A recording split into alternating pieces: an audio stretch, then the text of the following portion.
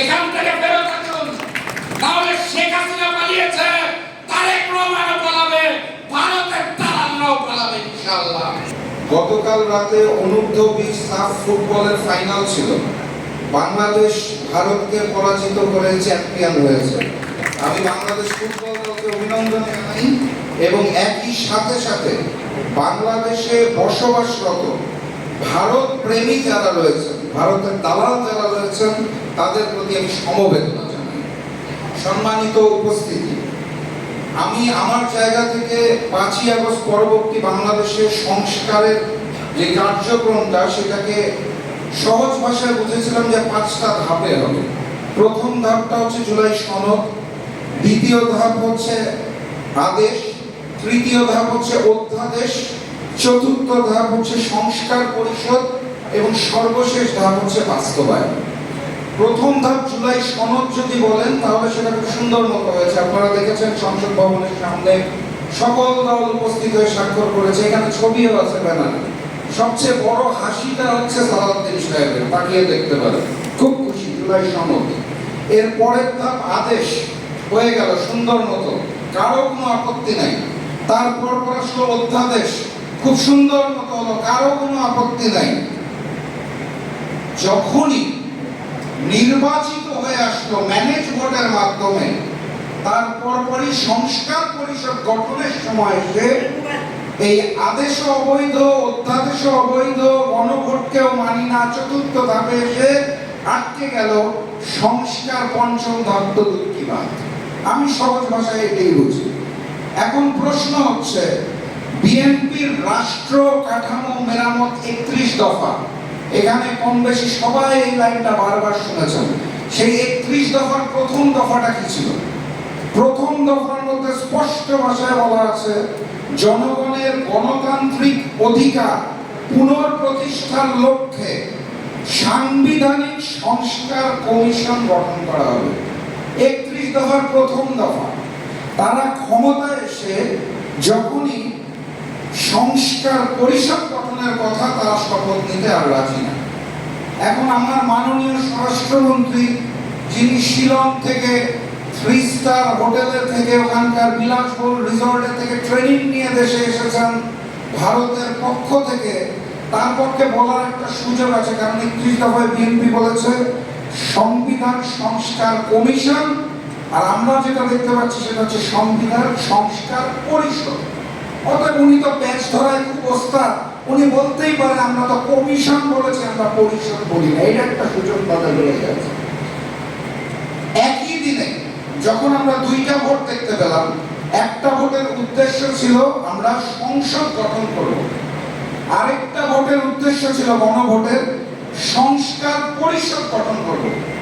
একই দিনে একটা মানুষ ভোট দিতে গেল, 2টা ব্যালট পেপার নিল, 2টার মধ্যে সিল মারলো, বাক্সে ভরা হলো, গণনা করা হলো, ম্যানেজ ভোটের মাধ্যমে কারচুপি করে বিএনপিকে জয়যুক্ত করানো হলো। সেই বিএনপি ওই একই দিনের একটা ভোটকে মানবে, আরেকটা ভোটকে মানবে না। এটা একটা অত্যন্ত দুঃখজনক এবং বেঈমানি চরিত্র। আমি মনে করি গণভোটে 70% মানুষ যেই রায় দিয়েছে সংস্কারের পক্ষে, সেই প্রায় 70% মানুষের সাথে বিএনপি সরকার চূড়ান্তভাবে বেঈমানি করেছে এবং এটার ফলাফল তাদের সামনে দিতে হবে, এটা আমি বিশ্বাস করি। এবং ফ্যাসিস্ট হওয়ার জন্য যে সকল চরিত্র প্রয়োজন হয়, সকল চরিত্র বিএনপি গত কিছুদিনের মধ্যে দেখিয়ে দিয়েছে। অধ্যাদেশ বাতিলের কথা আপনারা জানেন, শিশির মনির ভাই অত্যন্ত সুন্দরভাবে বলেছে। আমি ওটা নিয়ে আর বিস্তারিত আলোচনা করব না, সময়ের সংক্ষেপ। আমি শুধু বলতে চাই, কেন আমি বললাম যে একটা সরকারের স্বৈরাচার এবং ফ্যাসিস্ট হওয়ার জন্য যা যা প্রয়োজন সব তারা করে ফেলেছে। খুব সংক্ষেপে, তারা গণভোট অধ্যাদেশ সংস্কার চায় না বলে বাদ দিয়ে দিয়েছে। তারা আবারও আয়না ঘরের জন্ম দিতে চায় বলে মানবাধিকার কমিশন অধ্যাদেশ বাদ দিয়ে দিয়েছে। তারা গুমের সংস্কৃতিতে ফিরে যেতে চায় বলে গুম প্রতিরোধ ও প্রতিকার অধ্যাদেশ বাদ দিয়ে দিয়েছে। তারা পুলিশকে বিরোধী দল দমনে কাজে লাগাতে চায় বলে পুলিশ কমিশন অধ্যাদেশ বাদ দিয়ে দিয়েছে। তারা নিজেরা ওই বিগত ফ্যাসিস্টের মতো দুর্নীতি করতে চায় বলে দুর্নীতি দমন কমিশন অধ্যাদেশ বাদ দিয়ে দিয়েছে। তারা বিচারিক ব্যবস্থাকে নিয়ন্ত্রণ করতে চায় বলে সুপ্রিম কোর্টের বিচারক নিয়োগ অধ্যাদেশ বাদ দিয়ে দিয়েছে। শেখ হাসিনার আমলের মতোই বেগমপাড়া বানানোর জন্য, টাকা লুটপাটের জন্য এবং পাচারের জন্য মাইক্রো ফাইন্যান্স ব্যাংক ও ব্যাংক রেজুলেশন অধ্যাদেশও বাদ দিয়ে দিয়েছে। বাদ কি থাকলো? আগের স্বৈরাচার, আগের ফ্যাসিস্টের সাথে বর্তমান স্বৈরাচার এবং বর্তমান ফ্যাসিস্টের কোনো পার্থক্য দেখা যাচ্ছে না।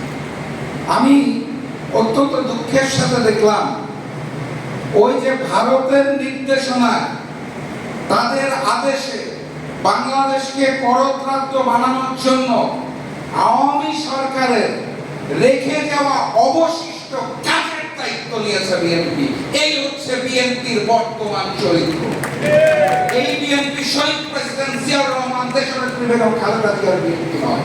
এইটা ভারতের কাছে বিক্রি হয়ে যাওয়া আওয়ামী লীগের রেখে যাওয়া অবশিষ্ট কাজ শেষ করার জন্য নতুন নব্য ফ্যাসিস্ট এবং জালেম বিএনপি।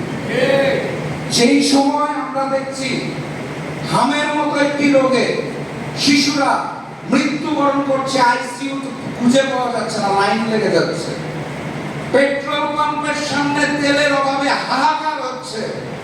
আমার বাসার পাশে একটা পেট্রোল পাম্প আছে, আমি প্রতিদিন দেখি, প্রতি রাতে দেখি, দিন রাত 24 ঘন্টা শত শত মোটরসাইকেল ওখানে লাইন দিয়ে আছে। দেশে একটা অস্থিরতা চলছে, জনজীবনে বিপর্যয় চলছে।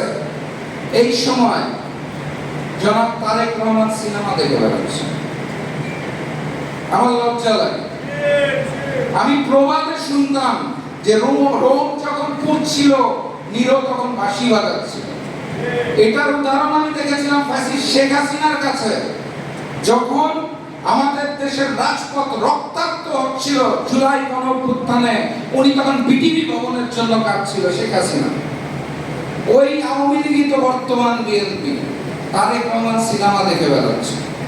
সংগ্রামী উপস্থিতি, আমি বক্তব্য দীর্ঘায়িত করব না। আমি শুধু মেসেজ যেটা দিতে চাই সেটা হচ্ছে, আগের যুদ্ধটা ছিল আওয়ামী লীগ এবং ভারতীয় আধিপত্যবাদের বিরুদ্ধে।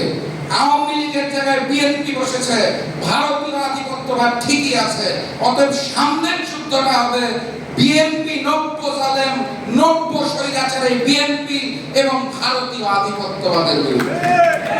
এবং সেই যুদ্ধে শুধু রাজনৈতিক দলের নেতা কর্মীরা নামতে হবে না, প্রত্যেকটা পেশাজীবী মানুষের নামতে হবে, প্রত্যেকটা শ্রেণীর মানুষকে নামতে হবে। আরেকটা নতুন জুলাইকে সৃষ্টি করতে হবে। আমি একটা ছোট্ট উদাহরণ দিয়ে বক্তব্য শেষ করে দেব। নাম বলছি না, একটা বড় পত্রিকা গত কয়েকদিন ধরে নিউজ করছে ভারতীয় আইপিএল ক্রিকেট খেলা বাংলাদেশে দেখানো হচ্ছে না বলে বাংলাদেশের দর্শকরা নাকি হাহাকার করছে, কান্নাকাটি করছে। এটা নিয়ে সিরিজ রিপোর্ট চলছে, কি চমৎকার। আর আরেক জায়গায় দেখলাম একটা প্রতিবেদন দেওয়া হয়েছে, একটা ভিডিও বানানো হয়েছে তাদের মাল্টিমিডিয়ার জন্য। ওইটার হেডলাইনটা বলে বক্তব্য শেষ, ভালো মতো শুনবেন। অত্যন্ত গুরুত্ব দিয়ে নিউজ করা হয়েছে। নিউজটা হচ্ছে ইরান যুদ্ধে ভয়াবহ হুমকির মুখে ভারতের কন্ডম শিল্প। এটা নিয়ে নিউজও হয়েছে, 5 মিনিটের ভিডিও হয়েছে। এই হচ্ছে আমার দেশের নির্লজ্জ, ভারতের কাছে বিক্রি হয়ে যাওয়া মিডিয়ার চরিত্র। এখান থেকে বেরোতে আসুন, তাহলে শেখ হাসিনা পালিয়েছে, তারেক রহমানও পালাবে, ভারতের দালালরাও পালাবে ইনশাআল্লাহ। দেখা হবে পরের কোনো অভ্যুত্থানে, দেখা হবে পরের বিষয়ে। ইউএফটি ফার্স্টের সাথে ট্রেড করুন যে কোনো জায়গা থেকে। ক্যাম্পাসে ক্লাসের ফাঁকে, ঢাকার জ্যামে বসে কিংবা ঘরে বসে, ট্রেডিং এখন হাতের মুঠোয়। তাই ট্রেড করুন যখন খুশি, যেখানে খুশি।